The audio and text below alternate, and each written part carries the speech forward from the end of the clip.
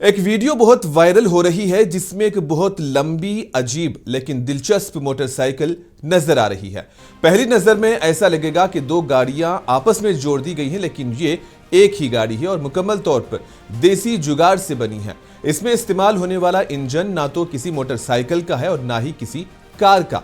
ऐसा लगता है जैसे ये डीजल पंप या जनरेटर किसी फार्म में इस्तेमाल होता है। और कमाल यह है कि इसे शुरू करने के लिए हाथ से गोल पेडल घुमाना पड़ता है, जिसे पुराने जमाने की हेवी मशीनें शुरू की जाती थी। इस जुगाड़ ने दिखाया है कि देसी इंजीनियरिंग में किसी उसूल और फार्मूले पर अमल नहीं किया जाता, बस चंद आइडियाज, कुछ लोहे के पाइप और एक पुराना इंजन एक मशीन बना देती है जो इंटरनेट पर लोगों के लिए दिल जीत लेती है। जिससे एक बात और साबित होती है कि जब बात जुगाड़ की हो तो हिंदुस्तानियों का दुनिया में कोई भी मुकाबला नहीं कर सकता।